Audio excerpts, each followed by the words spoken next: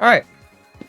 We're here in the world of Hearts of Iron 4 Kaiserreich once again for one simple reason. The game got updated and Bulgaria looks weird. So we're gonna go check out Bulgaria first. So they changed a bit. They changed how Serbia and Bulgaria works. And in the same thing, they also changed how Haiti works. They gave them a full focus tree. I don't know why they did that with each other, but they did. Oh, and I hope you don't mind, I have Toho playing in the back, just because I thought it would be cool to have something playing that isn't going to get me murdered. That's the Dominican Republic. Haiti. Yeah, so they've got a big focus tree now. Our focus tree is completely different. We start with a focus already starting.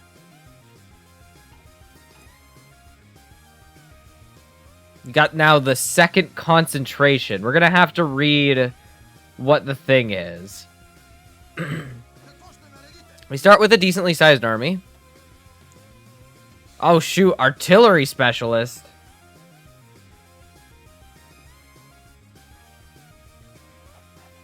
Alright.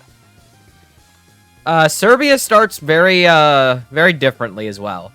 They have this treaty that hurts their mobilization. They're doing secret rearmament. And then they also start as a republic. And it looks like they can proceed either more down the republic or through other stuff. But now I'm going to focus on building up my infrastructure, I think.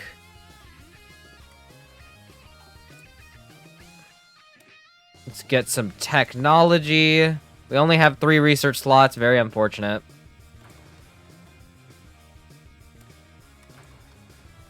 Okay. Guess we'll just trade with Germany. And Germany. And work on a convoy. Berku takes number X2. Wait, no. Berku takes 2. Thank you for the follow. Sorry. Gotta get back into the feel for all of this, you know? It's been a minute. I'm feeling basically as good as new now. So, hopefully we get to have some fun times here in Bulgarland. Alright. We're gonna...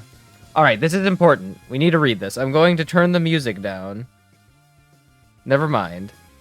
I'm going to pause it on my end so we can focus on the text. Bulgaria emerged from the Weltkreig as one of the victors and was awarded with all of the land they wanted in the Balkans. Thus, the unification of Greater Bulgaria, which had been the key goal of Bulgarian foreign policy ever since the Treaty of San Stefano in 1878. However, the unification of Greater Bulgaria was the beginning of further troubles. Occupation of new territories was costly, the country was severely in debt, and the political scene fractured. The early 1920s saw a political dance between Vasil Radoslavov's National Liberals and numerous opposition parties, such as the Democrats, Moderate Agrarians, and Broad Socialists. Though it was a continuation of the Partizanstvo period before the Weltkrieg, the traditional parties in the Subrani were no longer certain of victory. In 1925, the British and Serbian revolutions emboldened local agrarians and socialists in the Subrani. In response, Crown Prince Boris encouraged his aging father to put forward General Konstantin Georgiev, his favorite, as the new prime minister. Georgiev imposed martial law, restricted anti-royalist parties, and passed the State Protection Act, an act which gave the government authoritarian powers in maintaining public order. Democratic opposition in the Subrani forced Georgiev to resign in 1928 before a full dictatorship could be imposed. While martial law was lifted and democracy returned, it was only in the shadow of the authoritarian act. The so-called People's Bloc of radical Democrats, and Vrabcha agrarians fell after the Kreditanstalt crisis in 1933.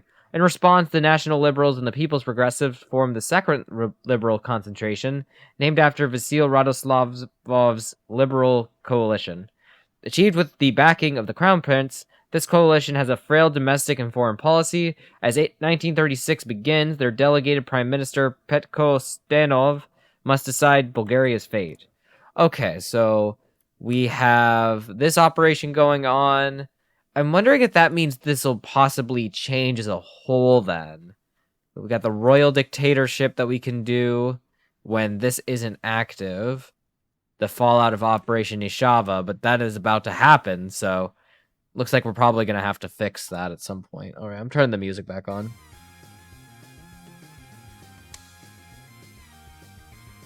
Looks like we also don't have enough manpower for a garrison. Operation Nishava. As greater as Bulgaria was after the Weltkreig, it was and still not uniform. Almost half of its population is made up of minorities. Turks, Greeks, Romanians, Albanians, and especially Serbs. The latter have been the most problematic ever since the annexation of Skopje and Niš. During the Weltkrieg, Bulgarian forces did not hesitate to exterminate hundreds, if not thousands, and pave the way for the colonization of the new western provinces. While these measures were scaled down after the war, they never became soft. The harshness of territorial integration depended on the government. Some sought Bulgarization, others sought accommodation with the non-Bulgarians, even if that was despised by the radical far right. When the liberal concentration came to power in 1933, they abandoned any attempt at compromise. As advised by the Bulgarian army, they approved a mass operation against Serbian intellectuals and suspected separatists in Niš. Waving the State Protection Act in their hands, soldiers commanded by General Hristo Lukov arrested over 300 Serbian politicians, writers, and artists. Even 3 members of the Subrani were detained. Though the operation was expected to pacify the region for good, as more and more harrowing stories came from the Bulgarian prisons and martial courts, the more public opinion turned away from the government. They could no longer stomach a return to the terror of the Weltkrieg years. Oh boy, we got a little bit of a debuff there.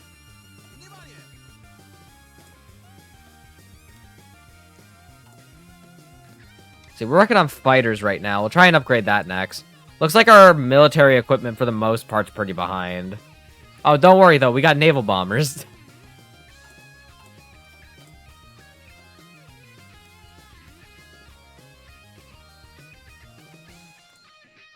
Alright. Conflict in the Subrani. The mood in the legislature of the Tsardom, the Subrani, was far from great. The arrest of 3 of its members, although short-lived, has reflected extremely poorly upon the government of Petko Stanov, and so have harrowing news from the western frontier, especially when foreign correspondents began getting their hands on information and decrying the events as classic Balkan bloodletting. Under the orders of the opposition, aligned with the Committee of 5, or the Petorka, Prime Minister Stanov was forced to step to the Subrani podium for questioning, and had to defend himself for over an hour. Though he aimed to address as many concerns of his fellow parliamentarians as possible, it did not satisfy the agitated opposition, who were now out of her blood, especially as several of the concentration's members were openly sympathetic. 2 speeches followed. Konstantin Muravyev, the firebrand of the Reformed Agrarian National Union, and nephew of the infamous Alexander Stambolitsky, and Georgy Genov, one of the 5 constitutionalist titans who gave the name of the Petorka and a longtime leader of the Radical Democratic Party. Both of them announced the true culprit, the State Protection Act, a tool wielded by the absolutist Ferdinand and his son ever since the act's adoption under their puppet, General Georgiev. A conspiracy has developed between the dynasty and the liberal concentration, a plan to transform the country into an authoritarian dictatorship, and it is time for the Subrani to start fighting back. It is expected that as Bulgarian society is still in debate over Operation Nishava and the government's authoritarian powers, the Petorka will aim to push through an abolition of the act, a decision Prime Minister Stanov will have to either resist or support. So we get missions now. Fallout. Right now, you will be labeled as standing in favor of the act. You will receive opportunities to change your position in time, however. Ooh, we have a game. The State Protection Act is the maypole of controversy in Bulgaria today. To many, its remaining means an impending an end to democracy in Bulgaria and the arrival of a royal dictatorship, while others seek to maintain it as a necessary measure against radicalism on the left and right. Still, another faction, away from the parliamentary arena, see this as the culmination of despicable, incompetent parliamentarianism and seeks an opportunity to stage a coup and sweep it all away. Prime Minister Petko Stanov is currently aligned with the Crown Prince and will campaign to maintain the act. The Crown Prince is seen as a proud, capable leader. Every 30 days, this perception will affect the parliament's support and military strength. Of the 280 deputies in the Subrani, 100 are in favor of abolishing the State Protection Act.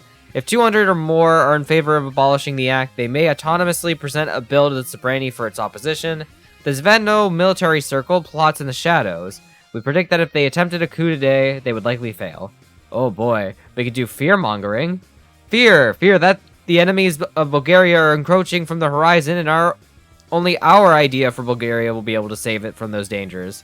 Zvezno will gain strength. 15 deputies now stand for the abolition. Okay, so we want to avoid that.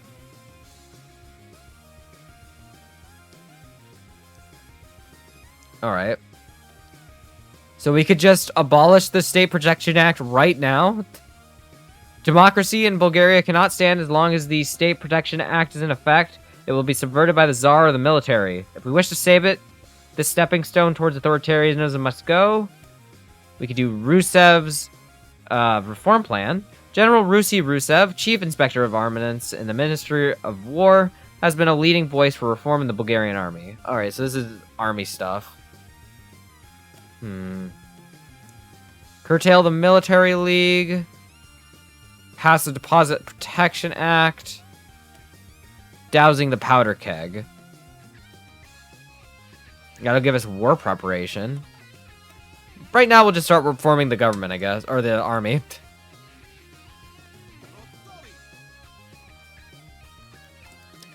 Muraviev reaches out. Front lines are being drawn both in and out of parliament, and the greatest prize which either party could claim is the prime minister, Petko Stanov.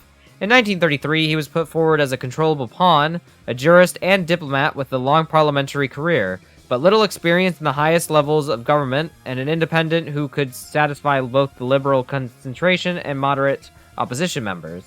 Since then, however, his alignment has been more and more fluid, and those who know him well know that if push comes to shove, he will work for those who he believes will save Bulgaria. With this knowledge at hand, Konstantin Muraviev has reached out to the Prime Minister directly, offering Stanov a private meeting in one of the restaurants in Sofia's Tsar Osvoboditelь Boulevard, where the two politicians would be able to discreetly discuss the matters of the day. Always straightforward, Muraviev laid out his position clearly. Ever since the adoption of the Constitution of Tarnovo, the Tsardom has claimed more and more freedom and power from their hands, adding it to their possessions. Already Bulgaria could hardly be called a democratic state, a shameful fall from grace for a country which was so proud of one of the first democratic constitutions in the Balkans. Now, this may sound great to a man who is serving as the Tsar's own prime minister. However, as Muraviev pointed out, is being a puppet of an unhinged autocrat really what you wish to be known as in the history books? Is it not morally right for anyone who believes in democracy to stand up and say what they've had enough? What is my reaction? We could say the monarchy must be curtailed, we'll stand against it, and we'll seek to abolish it. Or we could say no. Let's see. We would probably stay with the royal dictatorship, I'd assume.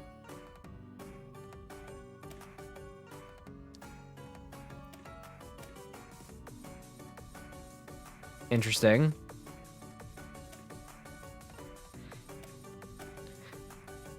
I don't know if this means that we'll be going down this further.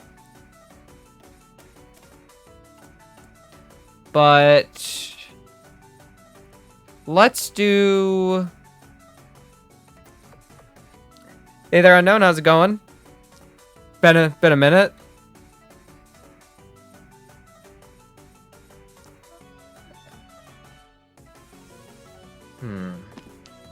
Trying to think which one of these paths I want to go on.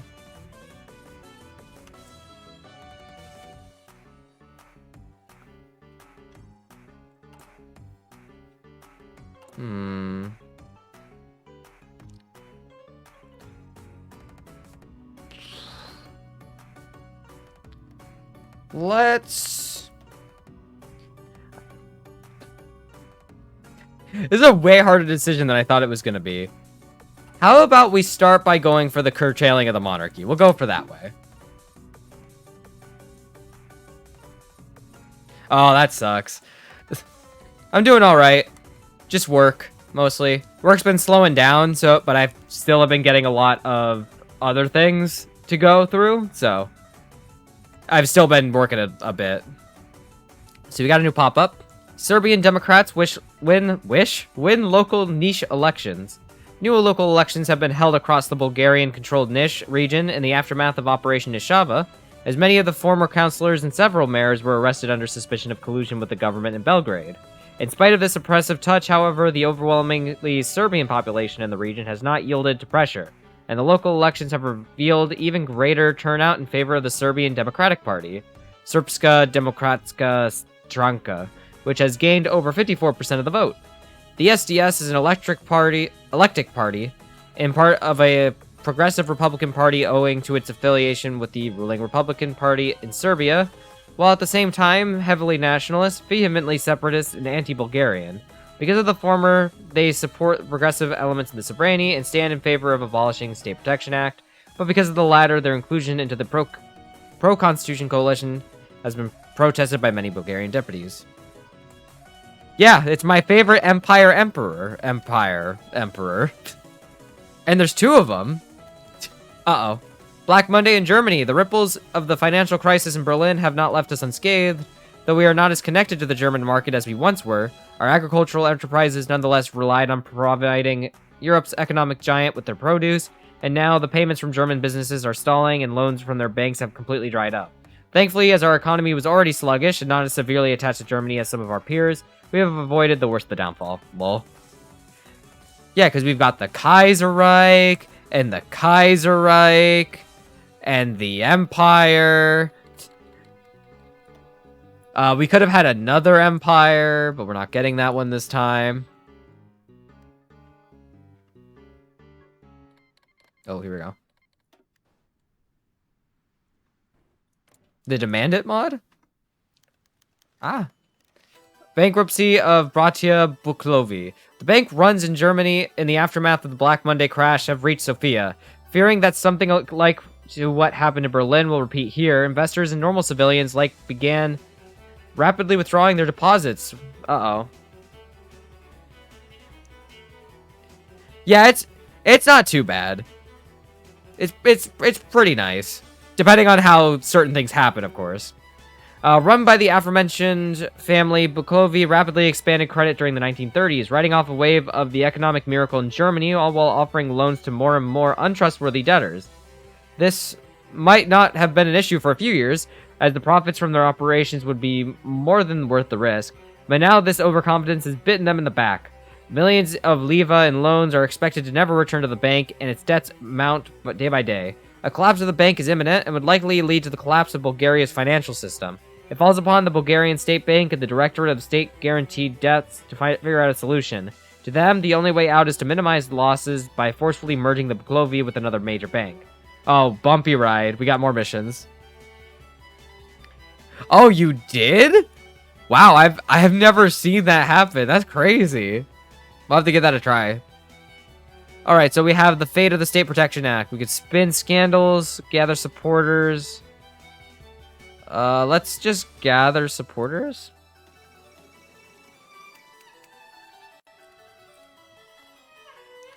I think the Ching just died. Oh, that's the mod. Okay. Alright, so we got our first military reform. Now we need to go fix the economy.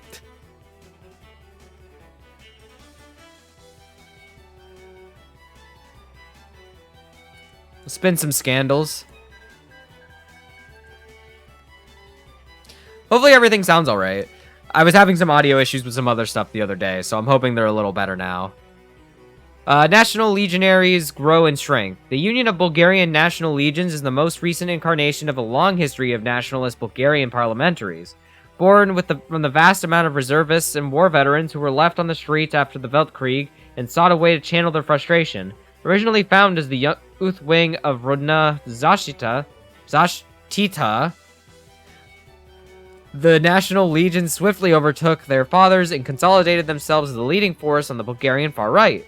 Vehemently nationalist, anti-capitalist, and anti-Semitic, they are clearly inspired by the similarly named regime in Romania, even if they recognize that they are Bulgaria's biggest enemy. The destitution across Bulgaria following the Black Monday crisis empowered the legions. Not only that, but its leader, Ivan Dochev, and other legionaries took advantage of the crisis, organizing massive rural relief actions to aid the peasantry in their hours of need. Thousands of legionaries have marched to the countryside, aiding the peasants in their harvests and propagandizing their ideals along the way.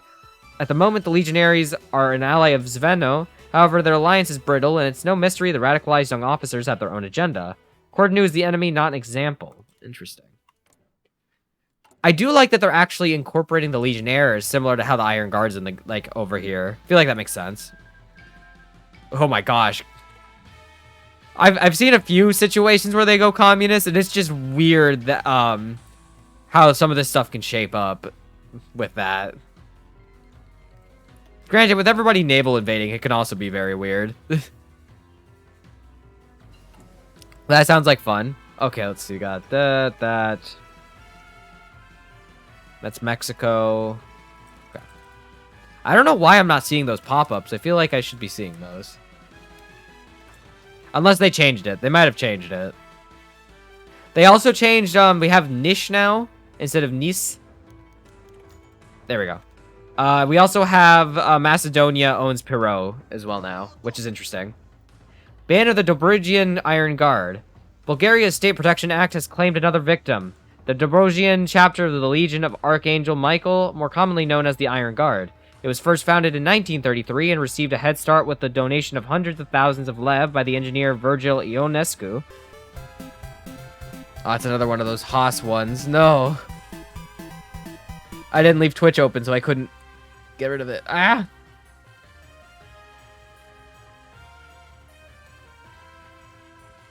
Give me a second. Sorry.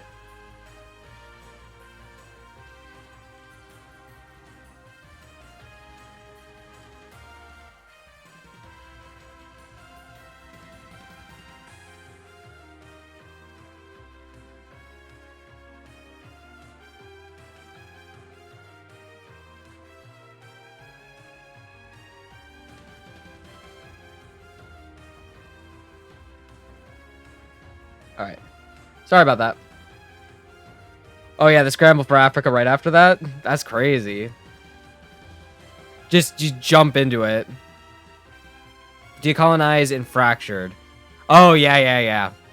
I haven't really tried the, that mod yet, but it seems like a really fun one, especially since you can do that in CK2. It was crazy. Where was I? First founded in 1933 and received a head start with the donation of hundreds of thousands of lev by the engineer Virgil Ionescu, which earned him a promotion to lead the branch first in Constanta and then across all of Dobrogia. Though it officially declared itself to be a branch of the party in Bucharest, in practice it was autonomous due to the difficulty of controlling this branch behind the tense Bulgarian-Romanian border. This autonomy led to the Dobrogian Iron Guard working alongside local parliamentary Romanian parties under the premise that all Romanians must work together. Not unlike the PNR in Transylvania, an awkward situation considering the Iron Guard's stance toward the old parliamentary parties in mainland Romania. Citing the organization's collusion with foreign elements, vehemently anti-Bulgarian rhetoric, and their plotting against the security of the Bulgarian state, the authorities have finally dissolved it. Its headquarters in Constanta were raided by police, several of its leaders, including Ionescu himself, were arrested, and its property was seized. The ban went by without significant criticism in the Bulgarian parliament, but was met by protests among the Romanian minority in Dobrogia. So world tension, in base game, usually it works by affecting justifications and some other events that you might need to do through focuses or spirits. So at like lower world tension, it might be more difficult to do things. Certain parties won't be able to justify war. Like, I need world tension to be at 75% for me to justify on someone, while other parties can justify earlier. Like, I think fascists in the base game can actually justify, like, almost at the get-go. But if you're playing, like, Democratic Britain, you have to wait till it's at 100%.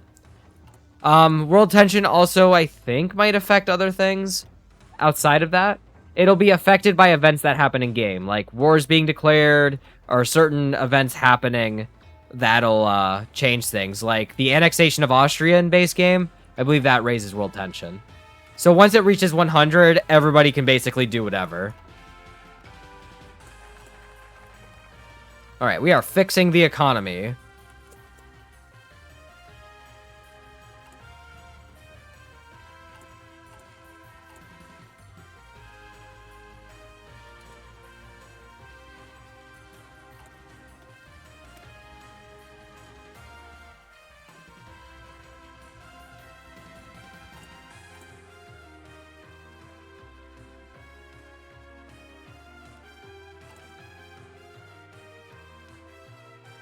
Oh, I hope the music's on, like, kind of nice, because it is banging right now. Love me some Toho music. I've been listening to a lot more Toho stuff recently, just like in the car for drives. Gosh, just remembering some of the songs from like the earlier stuff that I was playing, bangers. Oh yeah, and doing it for the Munich Disagreement achievement video from, I think it was yesterday. I did put a lot of Toho music in that because I was listening to it all. Give me building slot. Army generals endorsed the SBNL. The radical nationalist goals of the National Legions, though hardly palatable to the average Bulgarian, have caught the attention of the army's highest-ranking leaders. Owing to the organization's history and contacts with other right-wing Bulgarian parliamentaries, it can easily find support among the officer corps, and 2 notable generals have now spoken in their favor. Nicolas Zekov, a hero of the First Balkan War and the Weltkreig, was the first to do so, writing favorably of the legionaries in a piece published in the military union's official paper, Is Grev, describing them as an ambitious autochthonous movement whose ideas may have a lot of use in the Bulgaria of today. A staunch advocate of a pro-German course, Zekov also finds considerable common ground with the movement there. Of course, the old retired general was still somewhat hesitant because of his typical conservatism.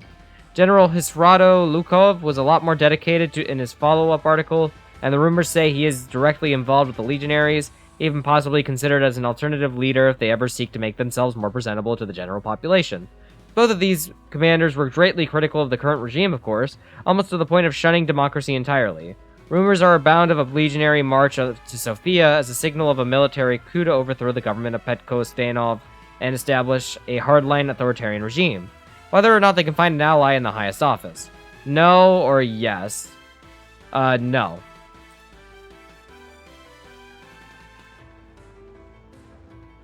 That would be interesting, but I mean, the national spirits kind of railroad you into those, so it's a bit harder. Yeah, usually it is kind of railroaded to where it'll eventually lead to that, so it's not too bad. Uh-oh.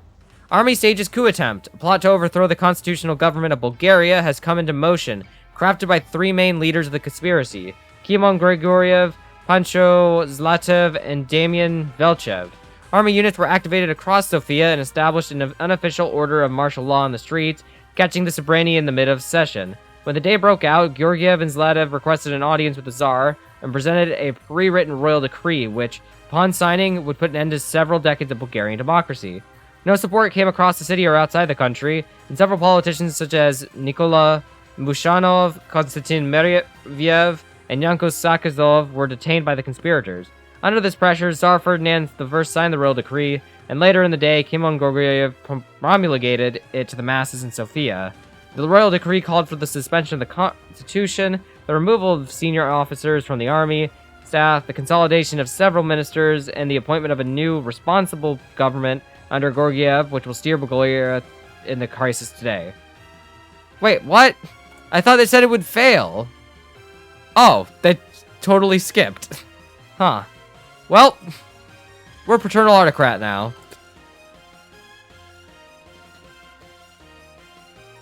Oh, and the bottom right changed. Got political rationalization.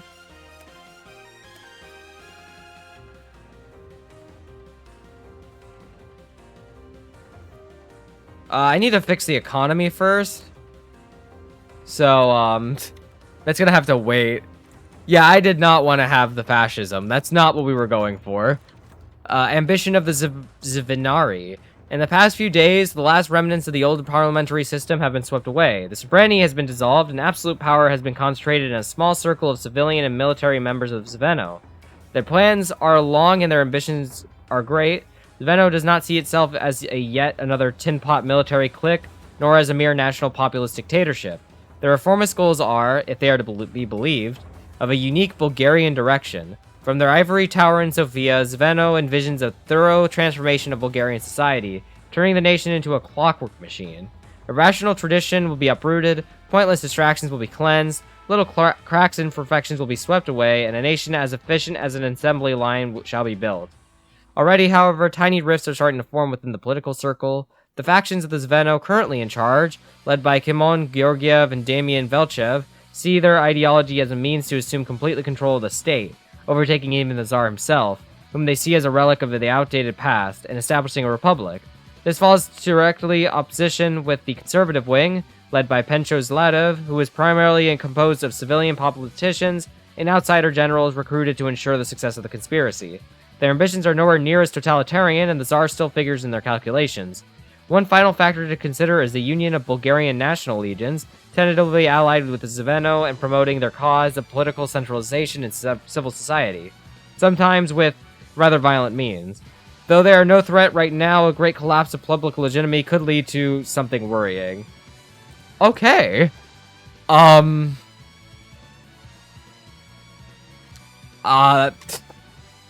leads Germany? It's Wilhelm. They are authoritarian democrats. They have like a limited republic or limited democracy. And they're just kind of chilling.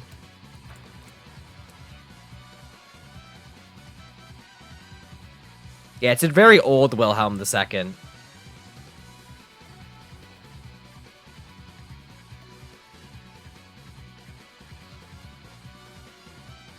I just want to see like how badly this can go for us. Serbian and Romanian rearmament. All of Bulgaria's primary enemies in the Weltkreig, Greece, Serbia, and Romania, especially the last two specifically, were punished and dismantled, paving the way for a Bulgarian hegemony in the Balkans. Serbia was left a shell of its former self, partitioned and turned into a client state of the Austro-Hungarian Empire, while Romania was forced to surrender Dobruja and its vast oil reserves. Even this, however, was not enough to leave the two states silent, and while their revanchism should have been expected, their unprecedented rearmament and belligerence was not. Bucharest and Belgrade increasingly vocally speak about the plight of their compatriots in Bulgaria. The former was the first to abandon the restrictions of the Weltkreig treaties, and now, after the Vidovdan of 1936, Serbia has followed suit.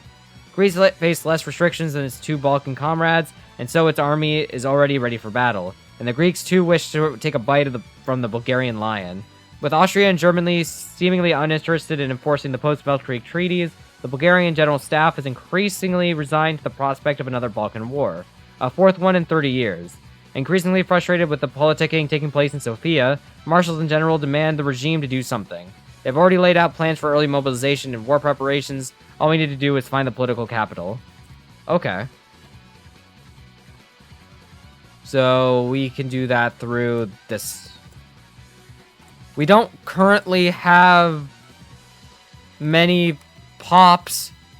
We don't have enough manpower, really, to build units. But I'm going to try and build some Alpine divisions.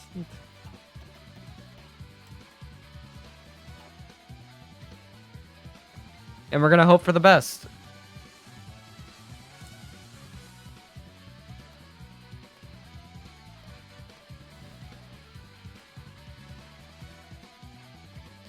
Because right now, I don't quite have the divisions to guard the entirety of the border. Could do a mission to Constantinople. Oh, if this focus is not taken before the start of the Fourth Balkan War, there will be Ottoman intervention.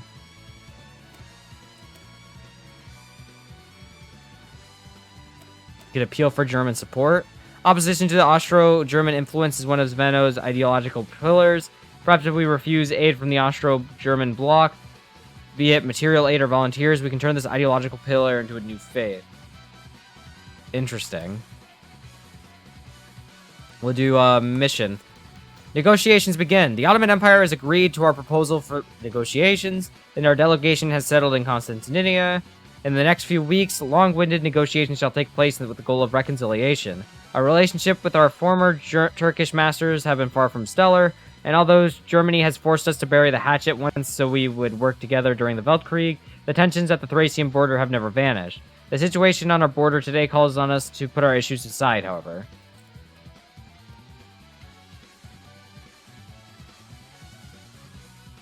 Man, if Bulgaria actually existed in real life, we would totally do it.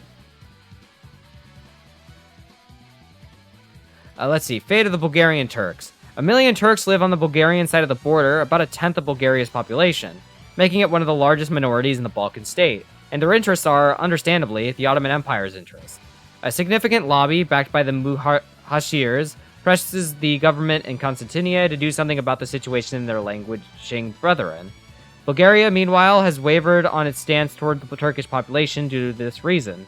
Konstantin Grigoriev's authoritarian regime escalated Bulgarization policies in Western Thrace, where the largest concentration of Bulgarian Turks lie, inciting protests from Constantinia and vested interest from the side to ensure it does not happen again. The Ottomans have presented a proposal to ensure the safety of the Bulgarian Turks, territorial self-government for Western Thrace, its implementation overseen by Ottoman delegates, at the same time addressing the need of the Muslims, a Bulgarian recognition of the Caliphate, and free reign of the Empire's Ministry of Religious Affairs to train Bulgarian imams. Yes or no?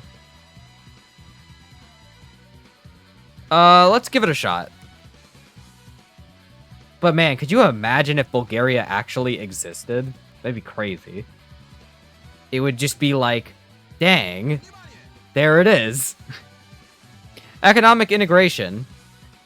Through the trade between Bulgaria and the Ottoman Empire is somewhat limited due to historical reasons, Black Monday has renewed interest by companies from both sides to use the other as a fallback market, especially as they are next to one another. A bilateral trade agreement between the two states has been proposed by the Ottoman delegation, but Bulgarian economists have generally dismissed it as a one-sided deal. More lucrative to the Ottoman Empire, which is largely and generally prospered through the 30s, than to Bulgaria, which is smaller and stagnated even before the recession in Germany. Another topic which has been brought up is the Nubian Condition, an international body established in the 19th century to regulate trade in the Danube. The Weltkreig meant that its member states were divided by war, and the Treaty of Bucharest with Romania was thus supposed to establish a commission on the mouth of the Danube, controlled by the Central Powers. This commission struggled to come due to being de jure Bulgarian control of Dobruja had died down with the rise of the Iron Guard. However, the Ottoman Empire has always held interest in reviving the proposal, and it brought this to the table as well regarding Bulgaria, requesting Bulgaria to establish the commission once they achieve victory. Yeah, that's fine.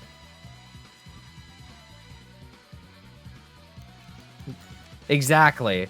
But if all this water was land like this? An alliance of convenience. Perhaps this non-aggression pact could develop into something more? Much like Bulgaria has its own enemies in the Balkans, the Ottomans have enemies of their own. The modernizing state of Egypt and whatever will come of Arabia, as well as the resurgent Iran. The Ottoman delegation has floated about an idea to form not just a non-aggressive pact, but a cooperation pact, aiding each other in their respective wars and working together to maintain stability in an increasingly fickle region. This would require massive trust to be more than just a paper act, however. That sounds like fun.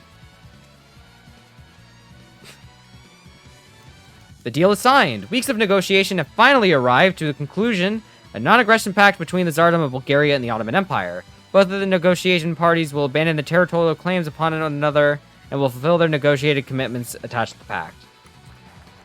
Well, that was a success. We are gonna... Yeah, we're gonna maintain the pressure.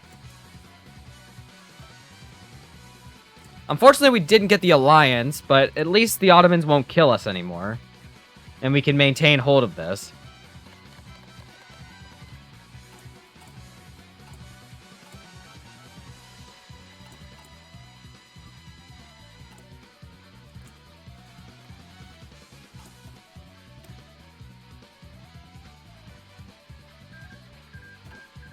I don't know if this means that, like, if I did this, I could reject it. I'm gonna do a save real quick. I just want to see what happens if I do this.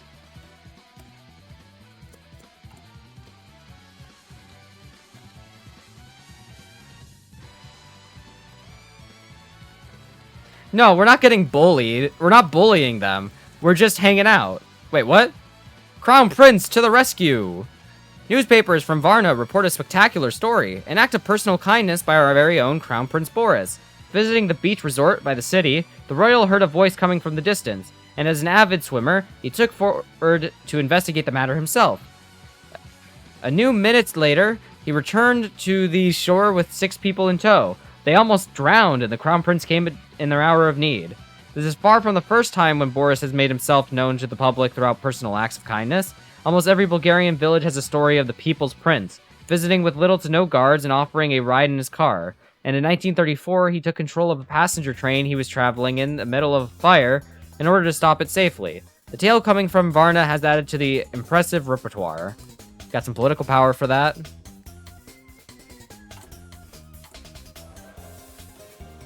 Oh, Belgium's independent.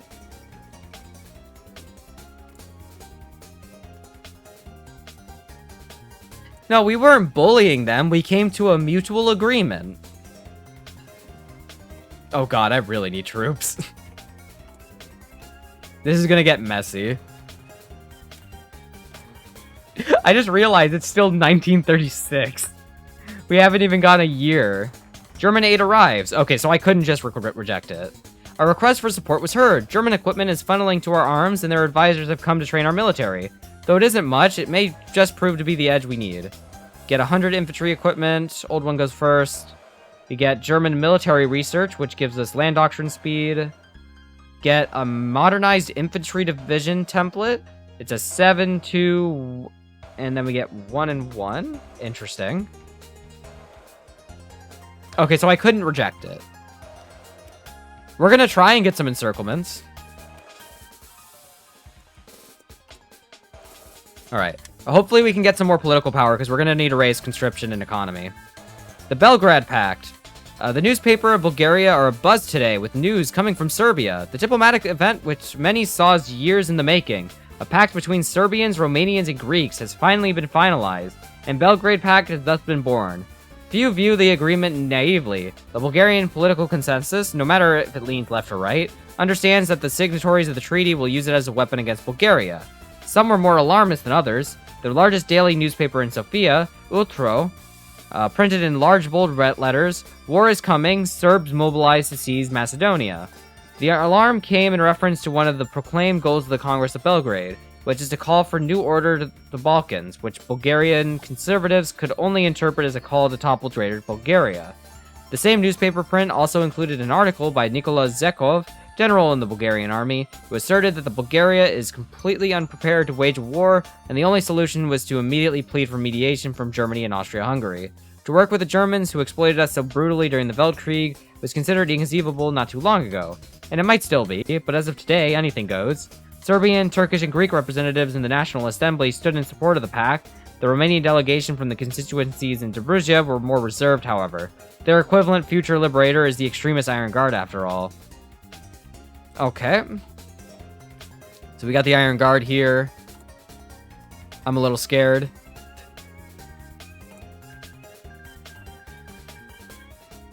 We almost have the 4 Mountaineer divisions. The hope is going to be taking Thessalonica quickly, then being able to take those divisions and move them around. See, that's a simple infantry. That's got arty.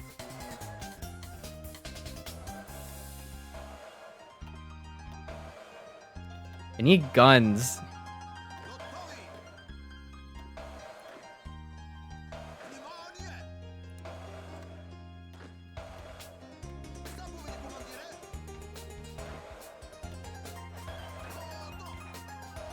Alright. Gonna quickly start training the Air Force. Fortunately, there's not really time to chain the army. I could try and train my Mountaineers at least.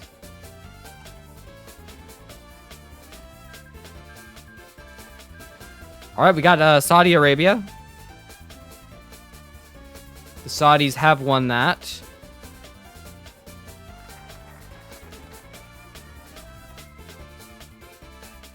Alright. I'm gonna do this one next because I think we really should end Black Monday. Or Black... whatever. What is it? Black Monday? Yeah, we need to end Black Monday.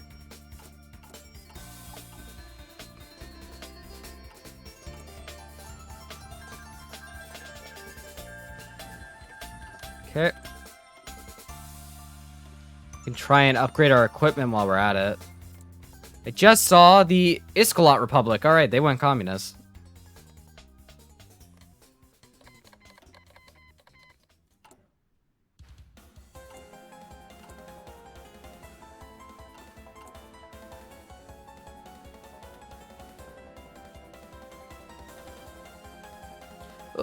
my gosh.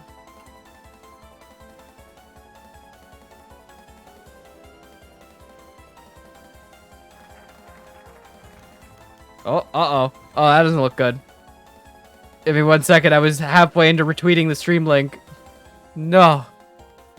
The Second Toplica Uprising. Sparked by years of festering resentment towards Bulgarian rule, the destitution of many Serbian farmers during the post-Black Monday economic crisis, and finally the further inflaming of Serbo-Bulgarian tension because of Operation Nishava, an uprising has broken out in the Toplica region. While this uprising is far from the first in the territory Bulgaria annexed from Serbia during the Weltkreig, it has surpassed others in size and ferocity. Over 2,000 armed insurgents were reported occupying several towns by the Bulgarian military. The response of the Bulgarian army was characteristically brutal. Regiments of the Orana, successors of the Chetas of the Internal Macedonian Revolutionary Organization, or IMRO, organized into self-defense groups, were the first to respond, using acts of terror and intimidation to quell resistance in the region, often with significant civilian casualties. Once the Bulgarian army joined the response efforts, the Chetniks were driven to the mountains. The town of Prokupjit was burned down after a prolonged firefight, and reprisals against the population began. The members of the Belgrade Pact condemned the atrocities almost immediately, especially Serbia, which declared that it will defend the interests and safety of its Bulgarian inhabitants by any means necessary. Bulgarian officials rebutted the claims and accused the government in Belgrade of sponsoring the resistance in turn. Whether it was true or not, Serbia now had a justification to attack, and as both countries mass units on their border, it seems they are ready to use it. They shouldn't have gotten carried away. I would if I had the divisions. Oh, they're justifying on us for realsies. Okay. I might need to just spit out these last 2 divisions then. And these will be the divisions over here. I'll just leave those to keep their training up. Yeah, because right now I am actually spread too thin. I did not even realize that.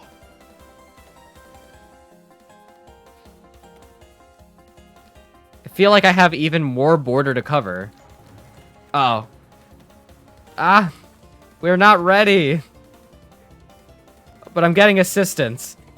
The Serbian blow. After a tense 2-week standoff of the Moravian River, the Serbian government has finally spoken again. They demand to vacate Macedonia and the Nice region in 48 hours, effectively surrendering it to Serbian control, in order to protect the local Serbian population from further terror and bloodshed. Follow-up ultimatums have been sent by its allies in the Belgrade Pact, addressing the ethnic conflict and the worries in their respective territories. Before the ink on the documents even dried, our forces in Niš have already sent reports of Serbian forces crossing the Morava. First, skirmishes and aerial bombardments taking place. Only which option is left, then? To war! Get war support. Gonna move to extensive conscription so we can get some manpower.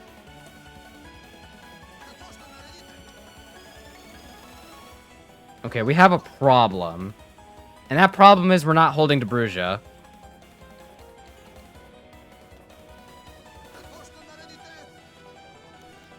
General Vasov wishes to help? No. Okay. Okay, that's not holding the position I like it to. Okay, I'm just gonna drop these. And this is gonna be my special forces.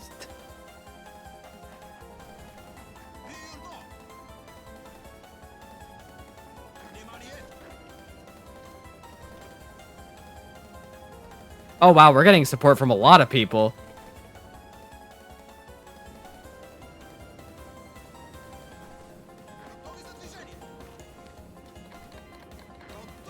Gonna currently attack into there to stop the offensive.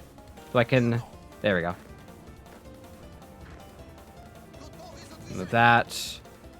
Alright, we should be able to hold this position. I forgot to put my air up. That should help us a little bit. We don't have air down here in Greece, but that's okay. Our goal is just to hold. Until the reinforcements arrive, which they are. We're getting guns. Okay. Okay, we're good. We lost a lot of military factories, apparently. Were there really that many here?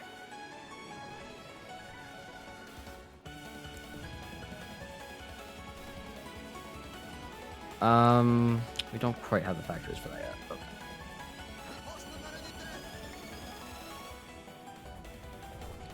Okay, that push is looking bad. I'm gonna take one of these divisions off over here. Oh, that's bad. No, they managed to push it. We might be able to push them out, though. Alright. Restore wartime directives. Ooh, that gives us a mill fact. Uh-oh.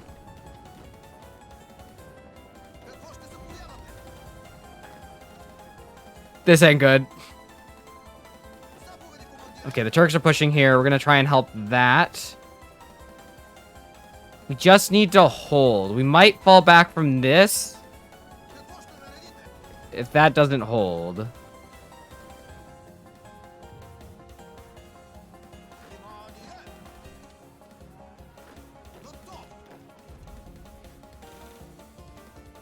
Gonna send this over here. Okay, we're holding. They're attacking over a river, which is perfectly fine for us.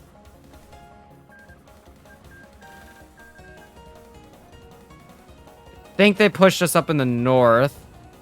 That's not the worst, though. We're just taking a better defensive position if we look at it like that.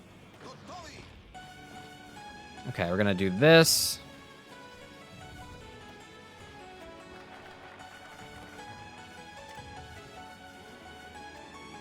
Okay, that gives us a military factory. Let's get... Ooh, that'll raise 6 infantry battalions. We'll take that. Let's get some war propaganda going. Alright. Where do I want to go with these divisions?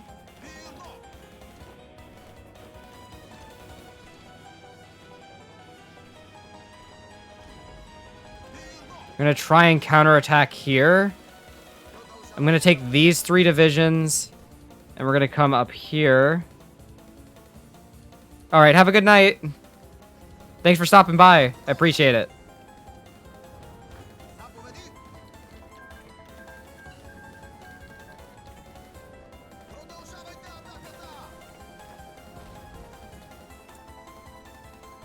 I'm going to do my best.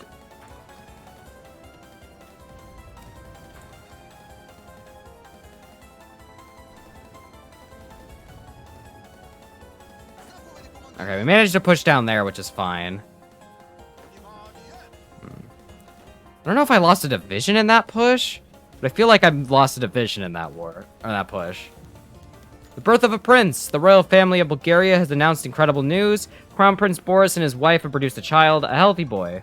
The birth of the child was announced with the cannon shots and a bell ringing from the hearts of Sofia, and soon after, Tsar Ferdinand I has proclaimed an announcement. For the occasion of the birth of his grandson, numerous prisoners have been given amnesty or had their sentences reduced. All school children in Bulgaria will have their grades increased by 1 unit, and none of them will be required to repeat class this year. There were plans to bring water from the Jordan River for the prince's baptism, but the outbreak of war this year caused difficulties with the plan. Still, however, the ceremony was observed by large crowds, and the people are jubilant. General Daniel Nikolaev was chosen as godfather. Simeon, Kirill, Krubrat, or Denial. I like Kubrat. I think that's fun. Send these divisions up there. I don't need them linking up. We'll start a push there. We are holding everywhere else, though. So that's good.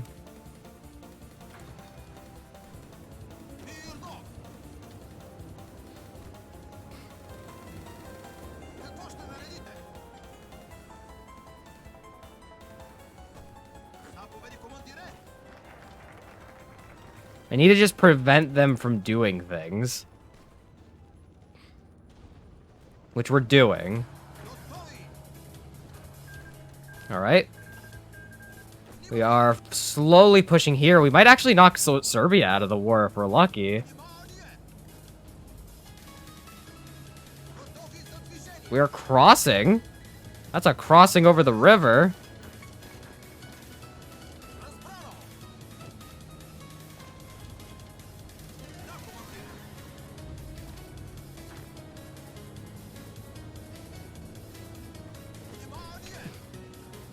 That's an encirclement of 2 divisions.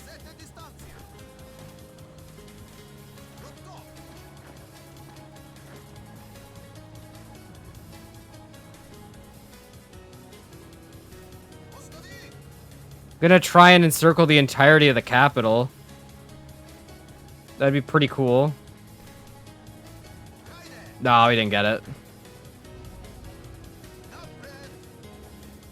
But I want to at least hold these 2. Rest of the front is stable. Greek front is stable.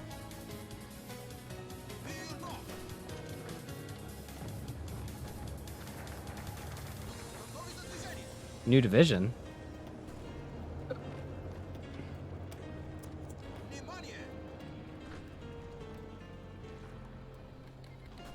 Oh, that's not a good thing to see.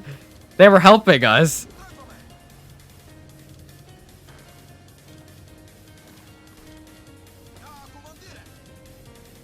No, he lost that part.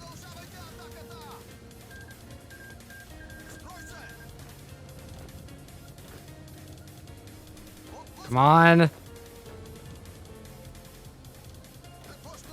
Send that to continue the attack. Oh, we can take Belgrade. No. Screw it, I'm going for the cutoff. Psych. It was a double debate.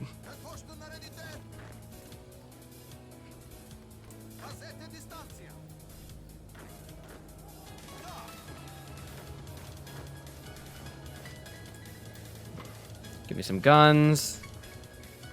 Please get there in time. Please get there in time.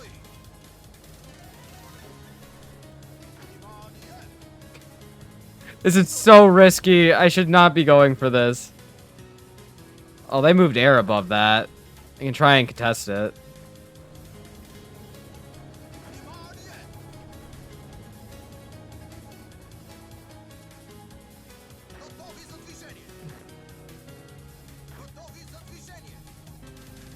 This is going to be under this division now. Let's move you up this way. Need to cover this part of the front. Up smash, hello, welcome to the stream. Oh, that's going to be bad if that works. Please get there in time. Please. Yes, we capitulated them. Let's go. Man, they got so debated. All right, that's Serbia done. that was good. All right. This army then we're gonna put with the Bulgarian army. We'll just have them fully join that. These guys can join this, and then you're level 3. You're level 2.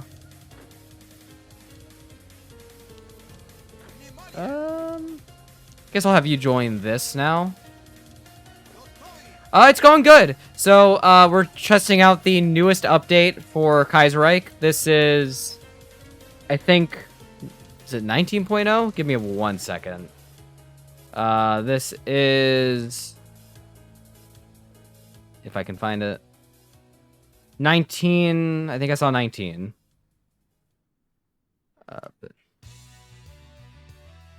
Yeah, this is 19.0. So they changed a few things. The main thing is this Balkan War that we're doing right now. So we're playing as Bulgaria, and they changed how they look, they changed how Serbia looks, and a lot of their focuses. So the situation's a bit different. Oh yeah, and they also changed Haiti and a bunch of other stuff. So they've got a whole thing now. But we just took out Serbia, so that's really good, because usually we take out Greece first. So we got a bit of difference here. So next we're going to handle Romania.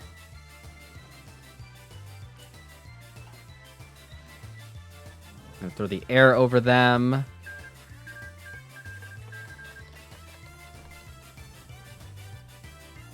Just gonna let the troops get ready, and then we're gonna focus on pushing across the river here. Unfortunately, like, we have the help from the Turks.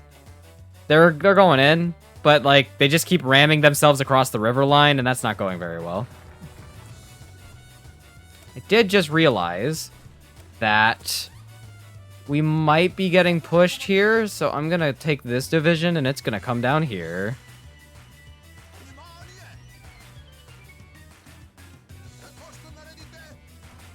There we go. Gonna wait for us to get the planning bonus. Oh, we can take a look at the casualties right now. Let's see. We've lost 42,000. The Serbians lost 26k. The Greeks are at 37k. And the Romanians are at 29k. Oh, boy. Okay, whatever you say, Mr. Upsmash. We will do our best. I hope you like the Toho music in the background. It is very nice. Alright, we're gonna start this push.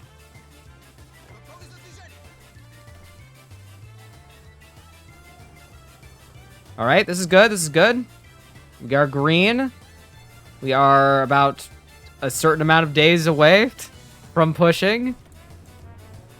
Gonna get the next artillery. We're now working on the political stuff, because I think we've mostly got this war won. Alright, have a good one. Get some sleep. Yeah, those early days are killer. I had to get it going into work at 7 today. It was... Whew. I've got a lot of those days this week. Have a good night. And thanks for stopping by. Oh, wait, you need to check that video I posted on my Twitter. It was hilarious. Well, maybe I'll play it or post it tomorrow, but it was funny. Okay, we are pushing. I think we can get across the river line. I prefer the early days. It's just that, it's very early. But it's like, it's either that or I work late at night and then I can't go to anything. So I take the early shift. Come on. Push. Yes! Alright, we are across the river. Don't think this push is going to work, so we're going to hold off on that. Okay, they're going that way, so I'm going to go this way. It's a lose-lose. I feel that. The lack of sleep does hurt, though.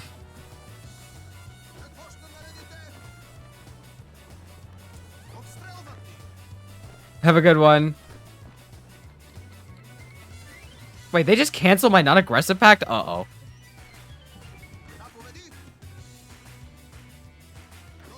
Need to reinforce that.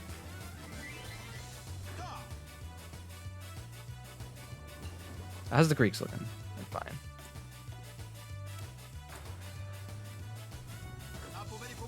Oh, we're pushing.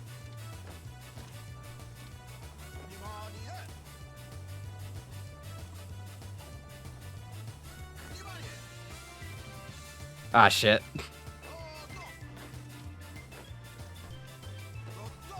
Get there in time, get there in time. Yes, we got the encirclement. A new administration. The Zveno regime has been completely restructured local governance in Bulgaria. Districts and municipalities have been consolidated into a smaller number of local administrative units, appointed and controlled from Sofia. Stricter teacher qualification standards have been seen much of the education system cleaned of the old chaff and replaced with loyal appointees. Numerous settlements have had their names replaced with more Bulgarian ones. How far the centralization will go, however, and what form will the Zveno regime take in the future is still up for debate.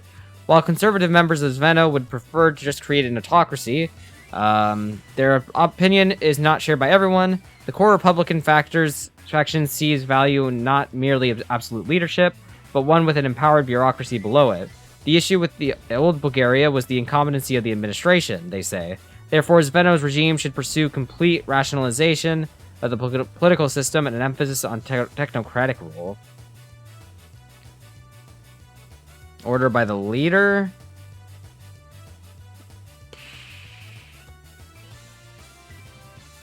Get political power, defense on core territory, or mobilization and mass planning speed. We'll do the technocratic one then. Alright.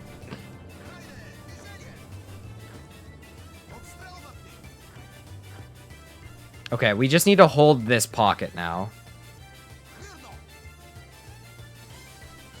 We can try and push in there later. The issue is just the port. It's big sad. Unless I can send my ships to blockade it. My 4 ships. Help me shoot them.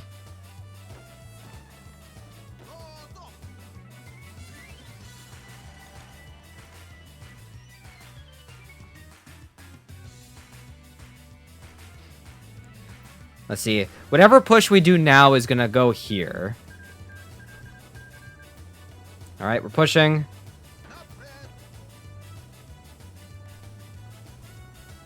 They're out of supply. There goes the visions.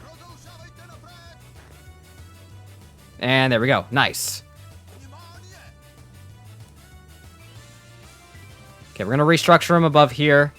Because this is where the next push is going to be. We can't be too careful because of that river line. Move the navy back here.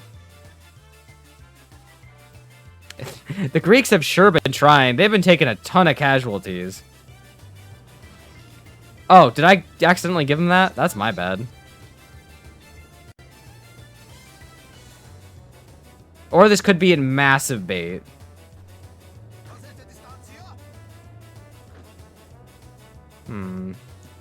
We could try and punch here towards Galati.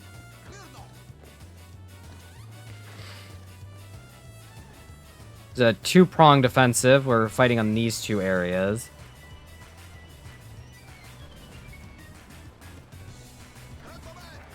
Subjugation of culture. The Directorate of National Renewal is a major, if not keystone, reform envisioned by the Zveno political circle, a tool with a vast task at hand, to achieve a full spiritual renewal of Bulgarian society. Taken as fact that morality and natural order may have decayed and degraded under the parliamentary era, and a change in national morale is necessary for it. To straighten, it has wide powers to censor, ban, and publish publications, media, and other forms of culture. The goal of national rejuvenation can be interpreted differently from person to person, however. The Republican members of Zveno, gathered around Damian Velchev, see the Directorate as a tool to completely reshape Bulgarian culture. They lay down totalitarian goals for the institution, envisioning mass application of media, control of information, distribution of correct ideological matter, in order to imbue Bulgarian people with obedience, loyalty, and discipline. This is denounced as delusional by other members of the clique, however, who call for the Directorate to instead take up the call of moral crusade. Philistine drug habits and cultural degeneracy plague Bulgaria, especially in Sofia and other cities, which need to be amended and a simpler traditional life promoted. Culture of loyalty or morality? We'll do morality. Do Bulgarian culture.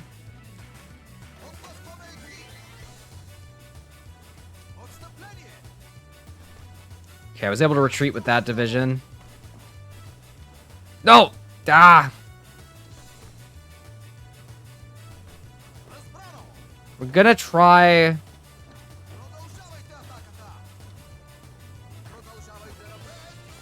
This push is not going very well. Oh boy.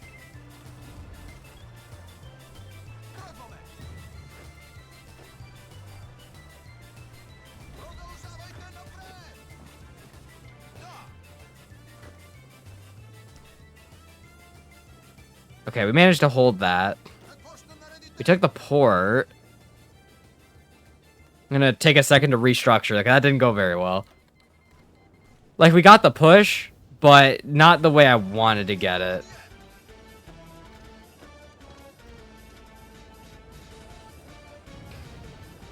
We might be able to cut them off at Transylvania, though.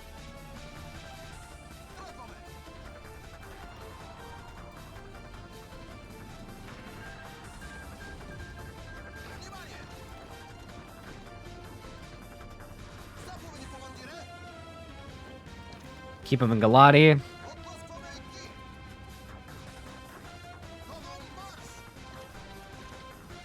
Try and retreat. Got it. Oh, God.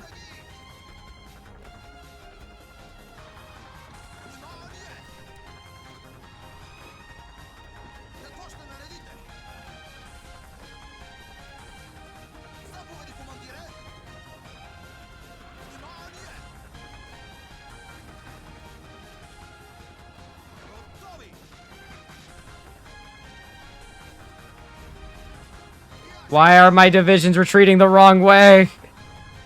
There we go.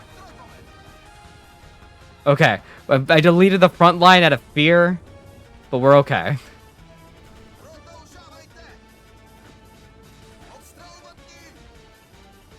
But we've cut off this entire part of the front.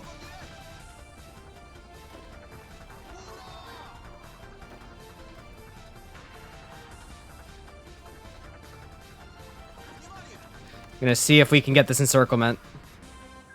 Just absolutely meme our way through this. There goes Iyasi.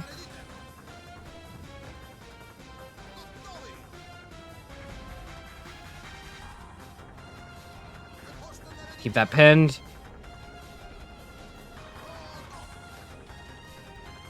Alright. Got one encirclement. Gonna just send this to swing up. That can swing from the side. But yeah, these divisions are screwed. As long as I don't give up this position, of course. Let's not forget that.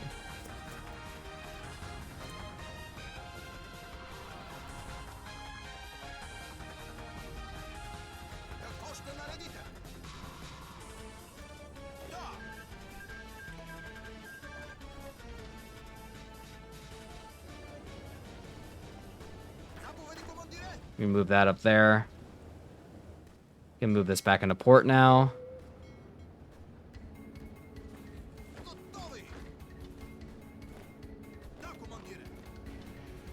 No. All right. Once we get this, oh, there's no way. Why was this left open? Oh God. Oh, that's bad. I might have just killed myself. Military access? No. Okay, we need a breakthrough. Oh, I need more divisions.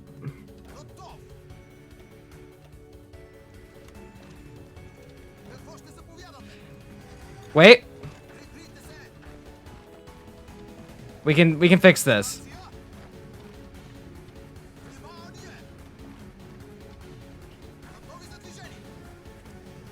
Okay, we freed the units. And we still have a slight encirclement. We can totally fix this.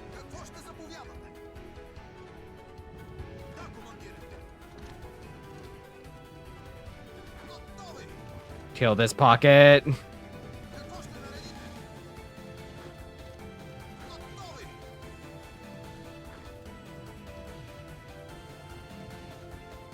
I don't know what we're gonna do about the whole Iyasi situation. But if we can kill this... Okay, they pushed out of Iyasi, so we're gonna try and retake that. And we'll just keep the pressure going here. Move that there. They left Galati. Push there. That's another encirclement.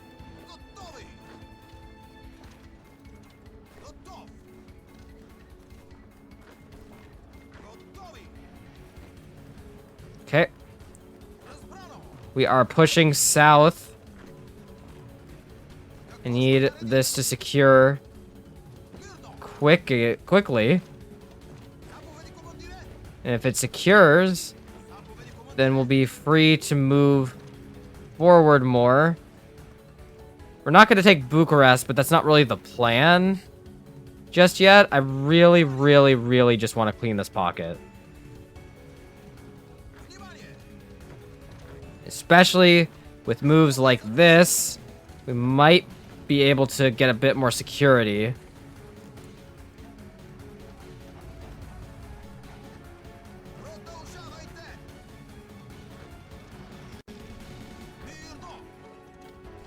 There we go. It cuts 2 more divisions off from Bucharest. We still have this pocket.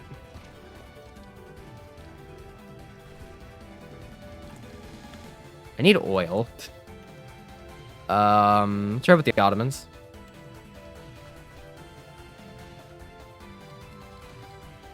All right. Order by leader principle. Could do state monopolies on the sale of vices. Okay, that gives me a civ factory. Oh my gosh, the overrun. There we go. That pocket's dead. That pocket's dead. Take a look at the casualties. We're at 96k on our own. Romania's at 181. Okay. I'm going a little crazy with it now. I'm going to reorganize this line. We now have the Hungarians. We'll try and attack... I'm going to attack here. Okay, we are pushing. They have left Bucharest open. We'll be taking that. I think they'll just capitulate after that. Yep, there goes the Romanians. And now, we're not going to shift the entire line down there. I'm actually just going to send this army to garrison for now. Because that is a lot that we just took. And I don't want to destroy the supply down here. Alright, we are now fighting down here in Greece. We can try and get some more planes up.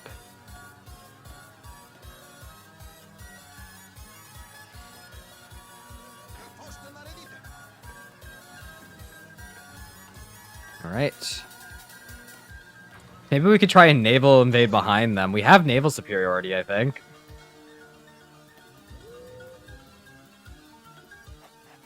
I mean, we could get it.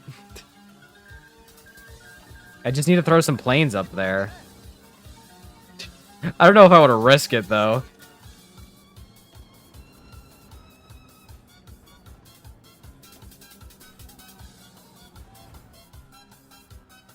I'm gonna take these ships instead, and I'm just gonna send them this way. That way we can get the naval bombardment.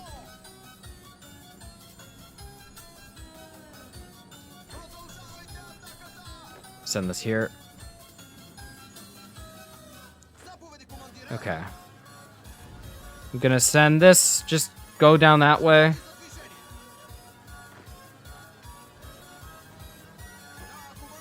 I'm gonna attempt to keep that there. Alright, we don't have Black Monday anymore. Okay, we are attempting to sweep now.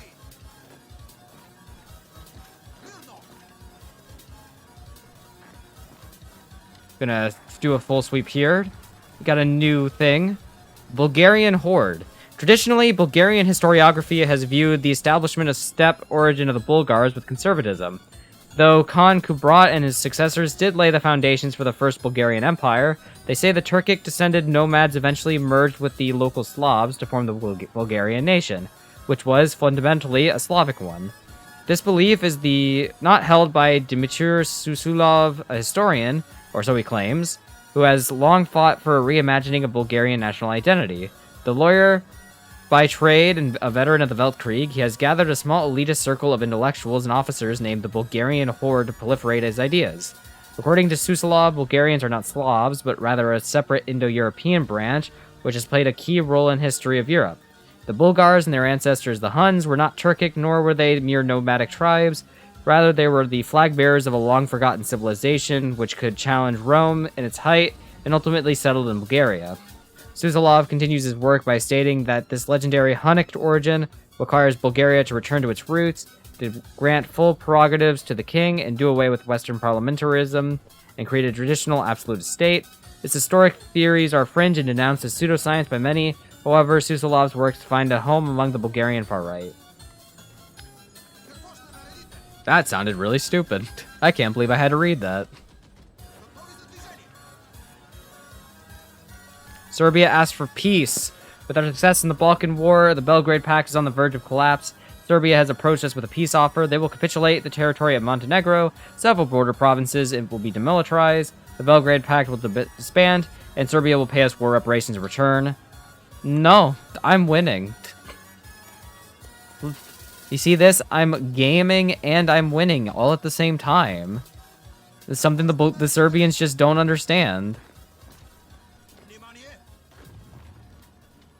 Oh, I'm about to encircle like a majority of the Greek army.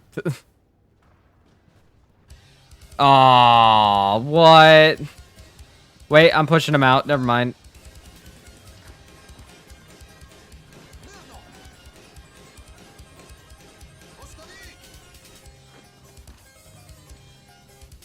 No, they managed to get out.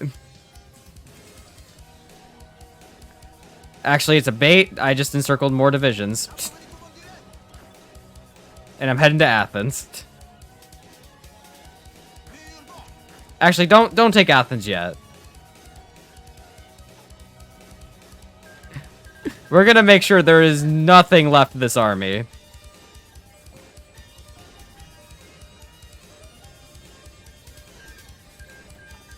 Alright.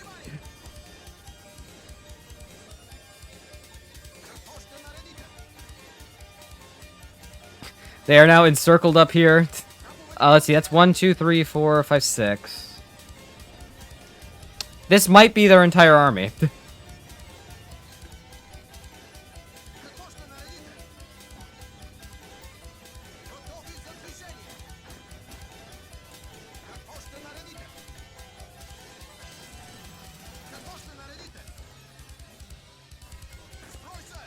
Keep pushing. Mobile defenses.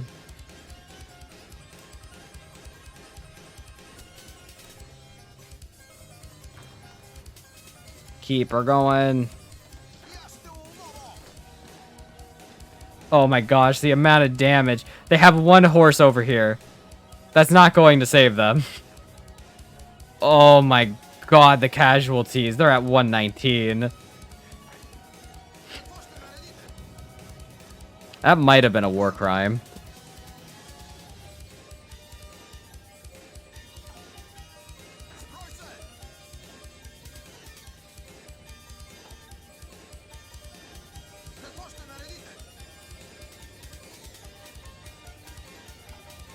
Alright.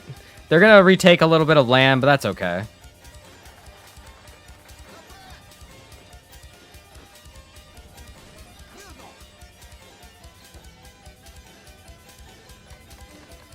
I was kind of hoping they would move into that, but they didn't. So we're gonna push in.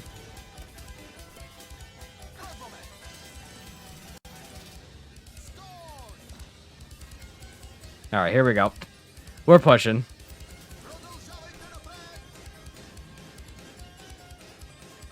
They are left with this one division.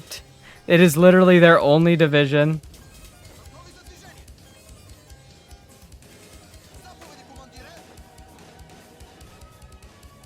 It will be pushed out.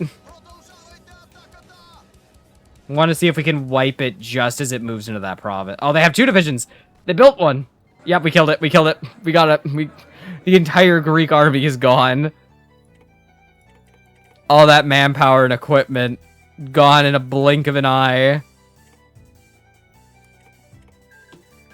Ah, yes. Peace.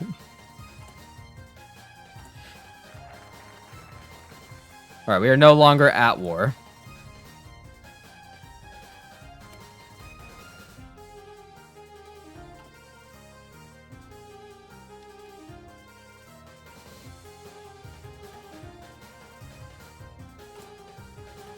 Fate of Greece? No. The fate of Serbia?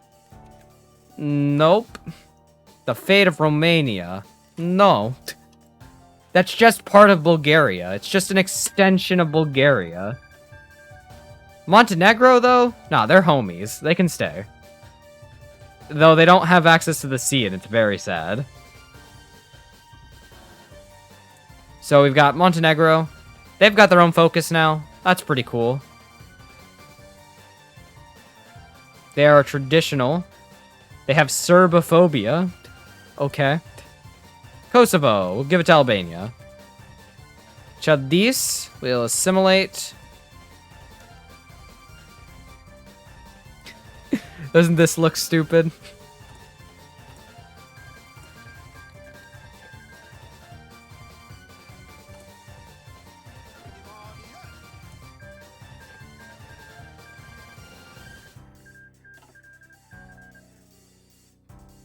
Hello, young critic. Welcome to the stream.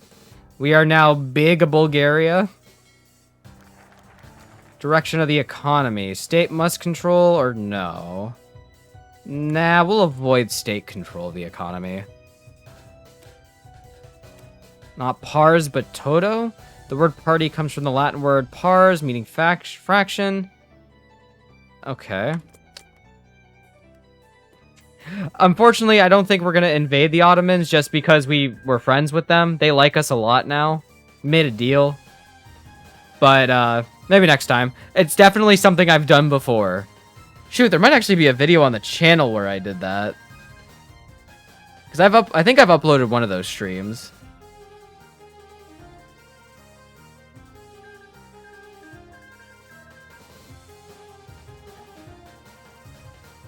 If I did, it was a while ago.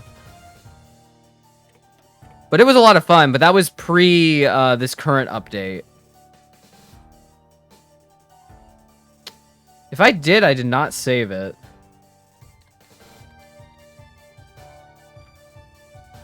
No, I don't have it, damn. But it was a fun one. It was a I remember doing that a few times, and it's a pretty fun time. What is going on in the world? I have not taken a look. They're going SDAP. Oh, I'm glad that helped. That was a lot of fun. No problem. Glad it helped. Oh, we got a lot of stuff. Zveno and political society. Though Zveno pushed out the political establishment out of their offices when they overthrew the parliamentary regime, those corrupt politicians have come crawling back, seeking to make amends and collaborate with the dictatorship. As deplorable as working with them would be, the conservative wing of the Circle makes the point that the Zveno regime is still in its infancy and therefore it should seek allies wherever it can. This would involve making some concessions and possibly losing the dictatorship somewhat, however. The Republican radical wing of the Circle instead seeks to establish an entirely new political system, corporatist one. Vision calls for a house of corporations, and this sounds really stupid and dumb. No. And we have clashes across Morava. 2 months ago, our forces defeated the Belgrade Pact and put an end to their resistance to our hegemony once for all, and yet any hope that this would permanently stabilize the Western Outlands has proven to be premature. New reports are reaching us from the territories of the former Serbian Republic, speaking of developing resistance in the hills and mountains of the region. Unwilling to accept Bulgarian occupation, veterans of the Fourth Balkan War, joined by armed peasantry, frustrated with military reprisals and food requisitions, are taking out to the countryside. There, much like their fathers and grandfathers who fought against Ottoman rule, they start a new life as guerrillas, Hajduks. A growing Serbian resistance movement, inspired by the Serbian Chetnik organization which operated on the Ottoman soil and before the Balkan Wars, has been registered by Bulgarian forces operating in the west, and reinforcements have been requested immediately. Orana parliamentaries have mobilized and martial law has been established in the broader region. If the situation is not put under control immediately, it may be a long guerrilla war of resistance. Uh-oh. Nah, it was corporatism, which we also still didn't want.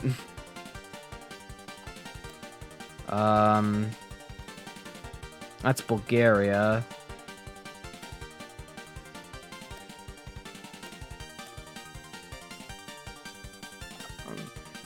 I'm gonna finish the country first, and then we'll move to the Bulgarian hegemon. I'm also not gonna demobilize the military just yet. Or the well, no, I think I am. I don't want to lose the stability for that. Let's see. French Commune, they're travelers. Syndicalists. Okay, they're pretty normal. We got the Norwegians, they went socialist. Swedes joined the Reichspakt. Russia? Russia is the Russian state. They are currently taking back Central Asia, as they do. We have the Iskolat Republic, which is a part of the International. Estonia is part of the Reichspakt, along with all these guys. I need to work on planes. Yeah, so Russia's currently in the middle of stuff.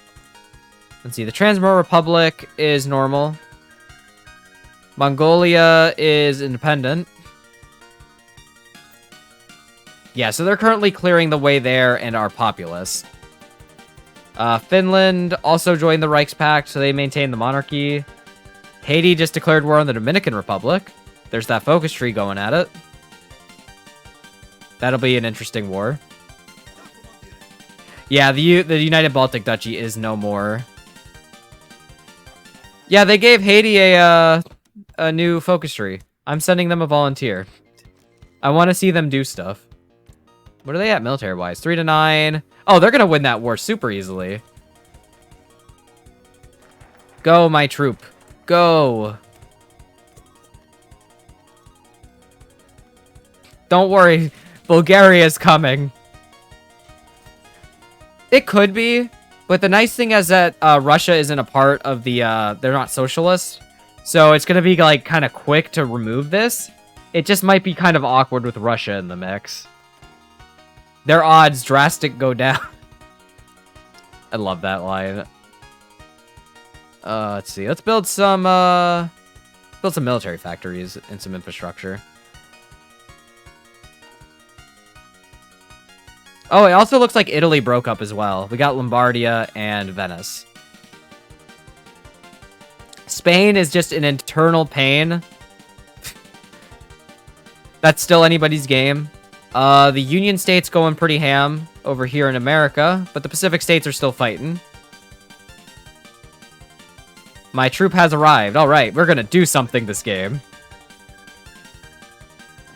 Don't worry, Bulgaria is here. Move. All right, we're pushing. We're gonna encircle the Dominican division by moving this way. The Haitian encirclement is strong.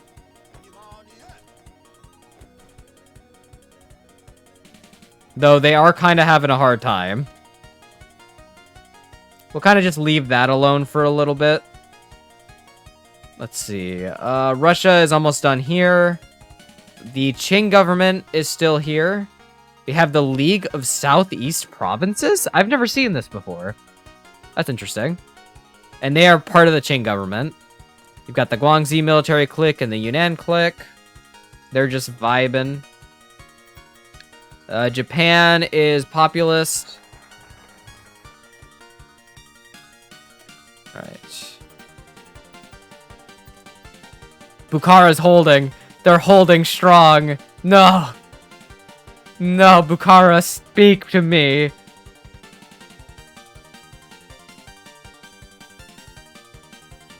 This is so sad. I cry every time. Oh. Rise of the Serbian Chetnik Organization. The Serbian Chetnik Organization has been emboldened as it found a leader, Drago... Please, I just want to pronounce these things. Mihailovic, a former general of the Serbian army who refused to put down arms in the aftermath of the Fourth Balkan War. With a small group of officers and volunteers, he took to the mountains of the Morava region, skirmishing with the Bulgarian garrisons on occasion while slowly gathering forces in the underground. Enough time has passed for those unorganized bands and ad hoc partisan detachments to coalesce, and the first major attack on Bulgarian forces took place in Ravna Gora, near Uzic. For a few weeks, the region was liberated of all Bulgarian presence before the arrival of reinforcements, and Orana volunteers forced the Chetniks to make a move. Now they have transformed into a traveling hidden army, moving from region to region, causing chaos and disorder everywhere they go, and building up their forces for a larger, more powerful uprising. One which will free Serbia from the despised Bulgarian tyrants once and for all. We will wash the mountains with their blood. We get mission, Chetnik base movement, Macedonia, add modifier. Okay. Uh-oh. I'm moving that to Macedonia. This... Are we gonna invade them for southern Hungary and Bosnia-Herzegovina? I don't know. We don't have a claim for that. If it comes to the focus tree, I'll do it. If we don't, then probably not. But who knows? Maybe. Let's see. The Serbian Chetnik Organization, once fighting against Ottoman rule in Kosovo and Macedonia, have been reborn. Former members of the Serbian army joined the rebellious peasants and youth, have chosen to continue the fight in the mountain of Serbia, traveling from region to region undetected, harassing our forces and building up strength in preparation for an uprising. They are led by Drag Blebla, former general of the Serbian army, turned partisan commander. At any time, one of the Serbian states, including Macedonia, owned directly by us or our puppets in the Serbian Republic or Montenegro, will be flagged as a Chetnik base, giving the state severe debuffs, raising resistance, and damaging buildings. Every 90 days, the Chetniks will move to another state, and an encounter will take place there. If the state has more than Chetnik strength, they will be beaten back and lose strength. If the state has less, then they win and gain strength. Hovering over his face will show the statistics about the Chetnik movement, its location and strength measured on a scale of 1 to 10, and equal to the amount of divisions they own. Forcing Chetnik strength to 1 will put an end to the resistance, whereas if it reaches 10 or Bulgaria goes to war, they will finally rise up. Okay. So what I'm gonna do then is I'm not even gonna worry about Romania, and I'm just gonna do this.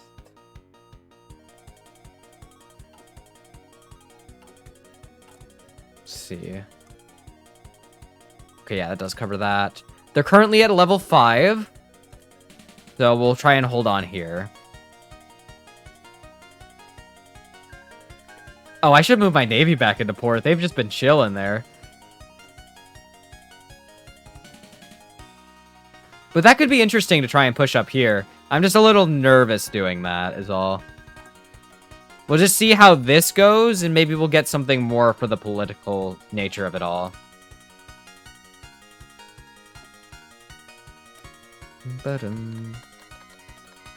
Oh, are we done in Haiti? Did something happen? Oh, they won. They did it. They got their place in the sun.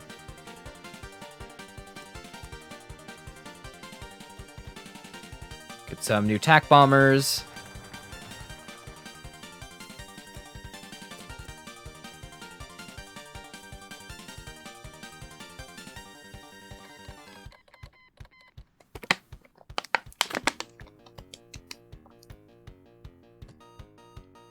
Yeah, but they probably won't invade the Federation because, they don't really have a war goal to.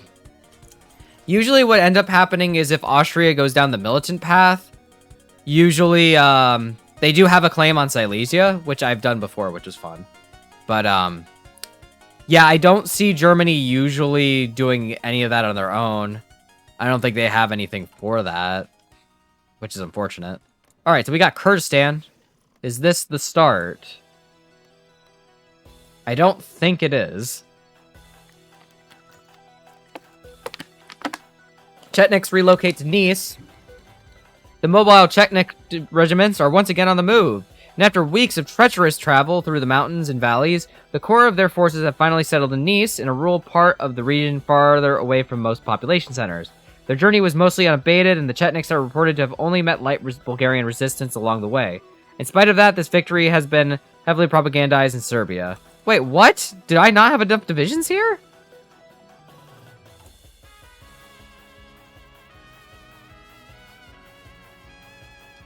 They're at 6. Okay.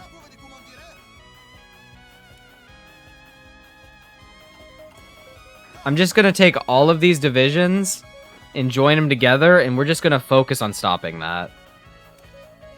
I'm also going to try and build a few more divisions.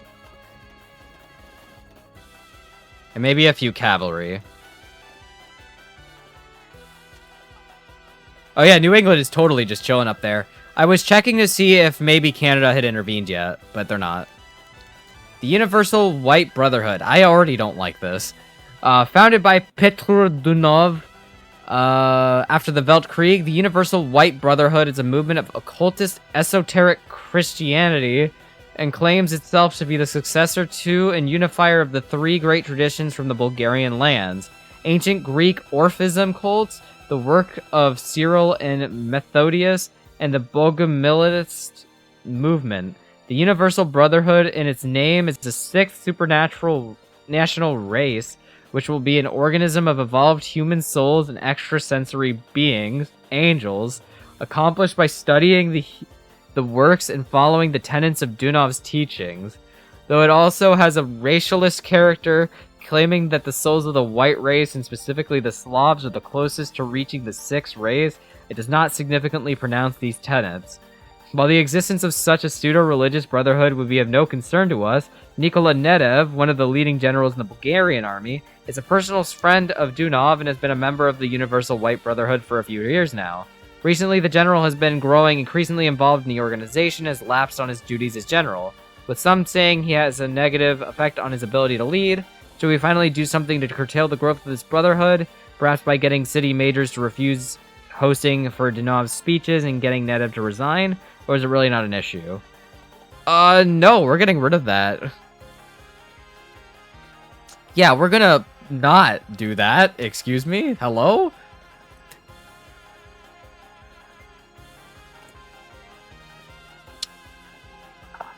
I'm a little worried that I don't have enough for this.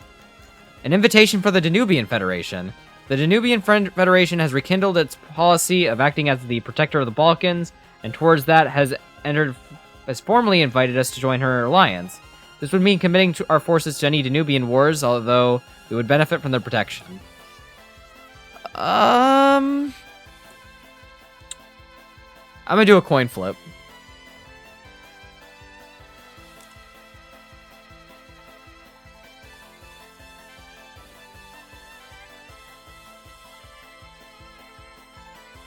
Alright. So I got a coin flip. Let's do heads, we join, tails, we don't join. And we'll do a best of 5. So heads, we join, tails, we don't join. Alright, that's 1 heads. This is a best of 5, so the first 1 to 3. Tails, alright, 1-1. 2 tails. 2 heads.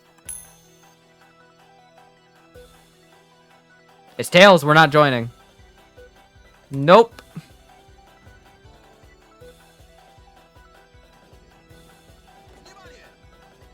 Oh, I think it did say they could go to Montenegro as well, so I'll keep that there.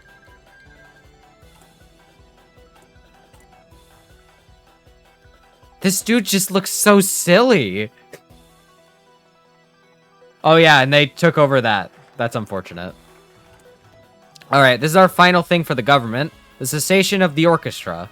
Years of reform are coming to an end. Today it shall culminate in one path or another. Will Bulgaria maintain the Tsar on the throne, or will it abandon the ancient institution and become a republic? No matter what, at least one member of the cabinet will be purged in the end. Uh-oh.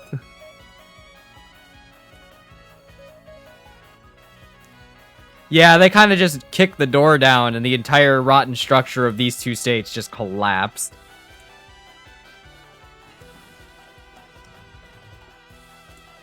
Alright, we're getting some better fighters. We're going to try and research the next one since it's so close.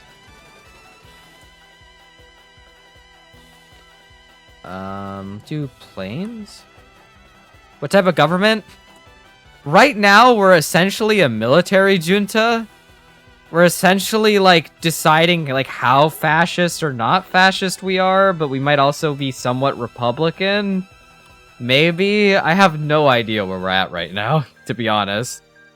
We got cooed, but, like, it was a bunch of people who were like, but what do we do now? It was very confusing. I just realized this has been facing the weird way. Chetniks relocate to Belgrade. The mobile Chetnik regiment are once again on the move, and after weeks of treacherous travel through the mountain and valleys, the core of their forces have finally settled in Belgrade, in a rural part of the region farther away from most population centers. In spite of this, the journey was not easy, and heavy fighting against Bulgarian garrisons has depleted their ranks. Though Chetnik propaganda is trying to cover up the severe blow, they still have to grapple with the truth. They're growing weaker. Alright. Let's take a look at that now. They are back down to 5. Alright, directional Tsardom. Years of reform in Bulgaria have passed, and the nation is unrecognizable from what it once was. Under the command of the Zveno Circle, it has been successfully transformed into a directional, centralized state, unshackled by the old burdens of liberty, democracy, or parliamentarism. The army is empowered, and its colonies will certainly remain in power for many decades. Or colonels, continuing to guide the nation through any geopolitical woes which may challenge it. In spite of the termination of the putschists to not merely overthrow the political system, but the Tsar as well, they have been outmaneuvered. Allied with the informal leader of the conservative circle of the regime, Pencho Zlatev, he has successfully plotted the removal and exile of the Republicans, including both Damian Velchev and Kimon Georgiev. The reforms of the Zveno regime have remained in place, and the monarchist regime is expected to abide by them, however. So I have no idea what kind of government. No, we're definitely not a democracy. We are probably the furthest thing from a democracy. We are essentially a fascist cabal, or an army cabal, I think.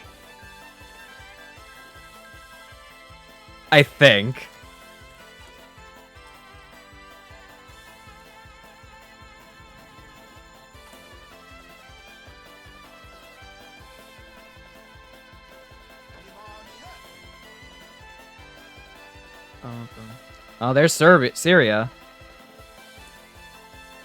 We even got a tiny Iraq. Let's see. Iran is social conservative. Egypt is paternal autocrat. Nej is autocratic. Ottomans are authoritarian. Maybe. They could. I've seen them win these. They totally could come back from this. Though this is kind of gross. So is this. They might not be living this.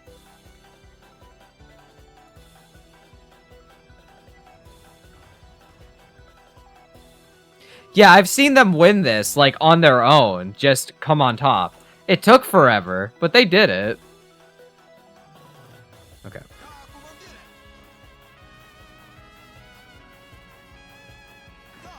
Okay, I think we have enough in every tile.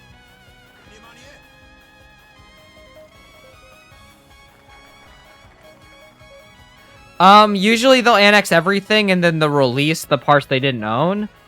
So what they'll do is they'll annex all of Syria. I think they annex the Sinai. And I think they would release Egypt and then parts of Iran. But I think they would keep, like, Kurdistan and Tabriz. It's been a while. Shitniks relocate to Morava. Once again on the move. They lost. Nice. So they're now in Morava. One of these days we'll do another Ottoman game. It's just a little complicated for me, so I tend to avoid them. Okay, they definitely did not win that. So since they have now died, they are going to flip to Turkey and not have a focus tree. That was very fast. So now we have Syria. But now that they have Syria, we could possibly get Lebanon.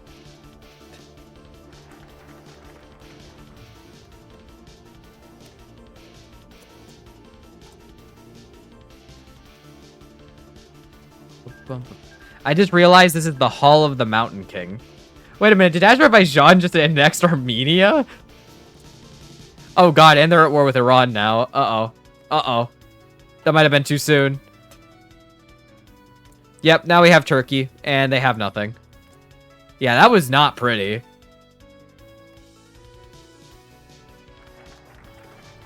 Oh wait, we got big Armenia now. Get war reparations. Alright, we can now choose who we want to ally with. We could have done the Reichspact if a neighboring country was allied to them. We could join Austria, or we could join Russia. It would kind of make sense to join Russia, to be honest. Just politically, how we stand right now, it would make sense. I don't know if I want to, though, but we could. It's 1939, so it might be a little early. But maybe in like a year or two, when we built up our strength properly, we could try. Oh my gosh, the communists are making a comeback. They're doing it. But the Carlists are still doing very well. Oh, here we go. Part 2. Let's see, this is held. I was gonna say, like, the Germans did support us, so we could help them, but we also don't need to. Let's see, the Union State's actually starting to struggle a little bit. The US is pulling out. The Communists are still in trouble, and the Pacific State's making some maneuvers. I don't think I'm gonna support them. I want to get through this Chetnik stuff first. Let's see. They are now at level 3. Okay. My game is currently dying. Oh, that is why.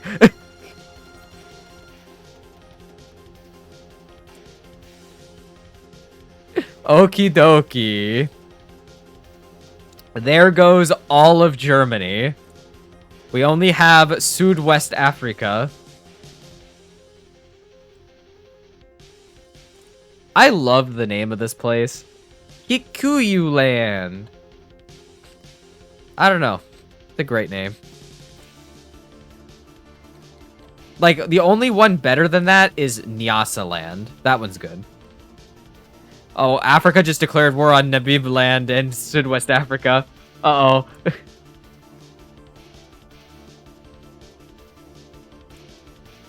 They don't have a focus tree, but they've been in this mod for a long time. Oh my god, Iraq, what are you doing? Oh, everybody's invading the Sultanate of Nejd. Nice. They got outplayed, what can they say? Oh, Belarus went down the Krivia faction, or path. That's interesting. Let's see. Transfer of military factories. Ooh, you get a military construction bonus for that. That sounds nice. South Africa will be more South Africa than South Africa has ever been. If they win.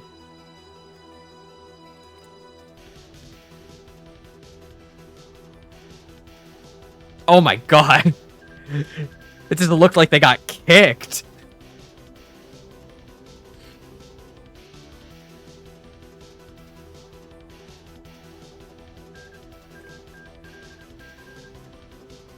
Oh, that hurts. That's an encirclement. Oh, but Nyasa land. They're making their moves.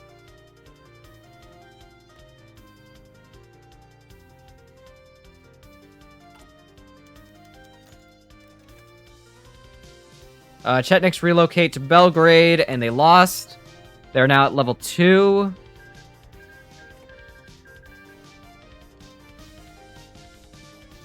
I wish I could send an attaché over there.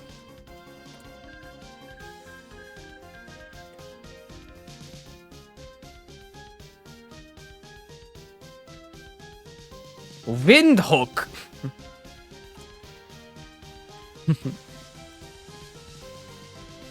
Oh, Barcelona's fallen.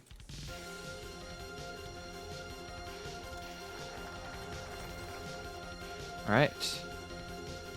Oh, we can't actually enforce the lease on the oil because we annexed them. We can't take Western Thrace because we already own it. We can't renew the Danubian Mouth Confederation because we own Romania fully. And we cannot seize the Greek fleet because they're not our puppet. Awesome. I totally cut myself away from that entire situation. Nice.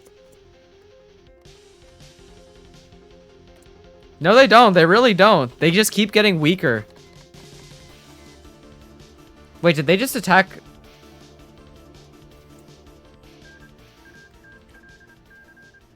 No, what just happened? The Entente just declared war on someone. Oh, Australasia just went communist. Okay.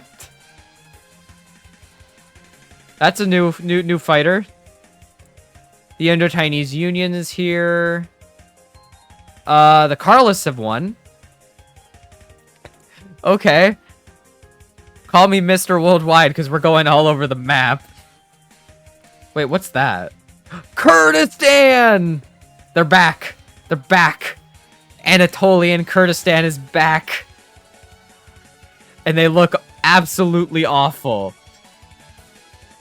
I don't even know how this happened. They just rose up. Yeah, they lost Indochina, but they got Madagascar for their troubles. I don't even know how they did this. Let's see, that war in China is going good, but the other war for China has started. This hurts. We got very small Turkey.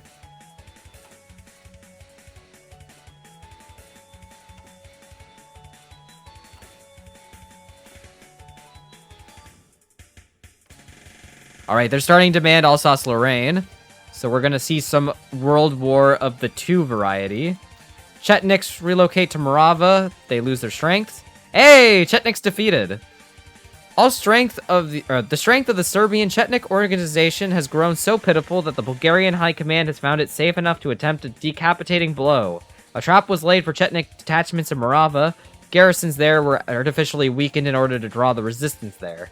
The state was then soon cordoned and assaulted with full force, dozens of camps and armed partisans detachments seized, crushed and captured in a matter of days. reportedly attempted to escape by crossing the Bulgarian-Albanian border, but he was betrayed by one of his subordinates, Nicolas Zekov, who revealed his place of hiding in exchange for leniency. Unfortunately, we were unable to bring this reactionary terrorist to trial. He fell to the hands of Macedonian volunteers in the Arana, who gave him a gruesome execution. Leaderless, shattered, dispersed, and destroyed, the Chetniks have finally ceased any significant resistance against our rule in all of Bulgaria, and our rule there is secured for good. We did it!